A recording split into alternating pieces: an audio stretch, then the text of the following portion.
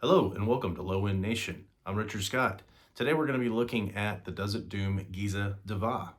Steve was kind enough to send me this unit and asked me if I wanted to test it out, see what I thought about it, and make a little video on it. So this will be considered a sponsored content, but all opinions and any thoughts on this will be my own. Let's get into it. All right, so we're checking out the Giza Dva here by Does It Doom. This actually expands upon the original Giza itself by giving you overall gain, EQ, presence, and depth controls on this. So this is actually built around a JFET-based Green Matamp GT120 preamp emulation, as well as you still get in parallel as a blended Boss DS1 and DoD 250 distortion path. So you can have layered saturation, harmonic density, and clarity without sacrificing any low end. Now there is 36 volts of internal headroom on here, and all that is with a standard 9 volt. We do have our top mounted jacks here for our input and our output. And if we take a look here at the board itself on the inside, as with all Does It Doom pedals, Steve very awesomely has put adjustments in there for the overall LED brightness. And let me tell you, these things get plenty bright.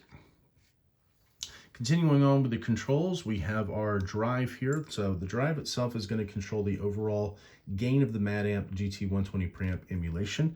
The bass is going to adjust the low frequency response of the GT120 preamp. Treble is going to adjust the high frequency response of the GT120.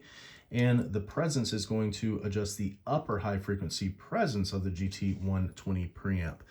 The volume itself does adjust the overall output volume.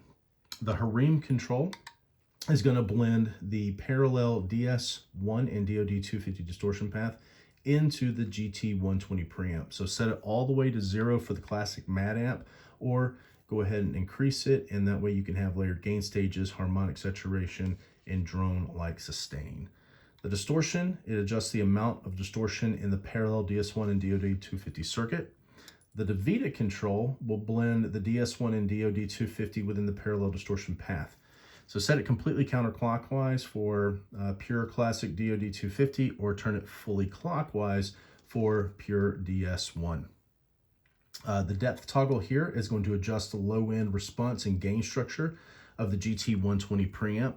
So set in the center, you're going to have the least amount of low end preservation. So probably guitars will take better advantage of this. Set it to the right.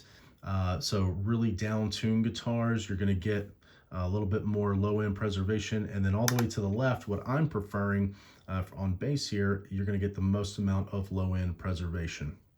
The tone toggle here is going to select the voicing of the DS1 distortion circuit. So set in the middle, think of it like noon on a DS1 for the tone knob itself. To the right, you're going to be going clockwise, so you get a little bit more brittle, a lot more top end. And then set it to the left, counterclockwise for that tone toggle or tone knob on a DS1, so a lot darker. Again, as a bass player, I'm favoring the left on the tone toggle and the left on the depth toggle. We have our ohm off switch here, and we have our Anahata Stomp. Now, as Does It Doom describes it, this adds a monolithic silicon fuzz layer to the clean blended signal. Overall, I'm really happy with this pedal. I believe that it has a lot of versatility. I actually have 3 gain stages here, so completely off is clean, and then turning it on, I've got the GT120 Matamp, DS1, DoD 250 combination going on, and then I can really kick it into overdrive with the Anahata fuzz. So really versatile, awesome pedal. I'm really enjoying it so far. In the playing examples, you will see where the controls have been set. The first example is going to be with a passive Fender P bass, completely stock.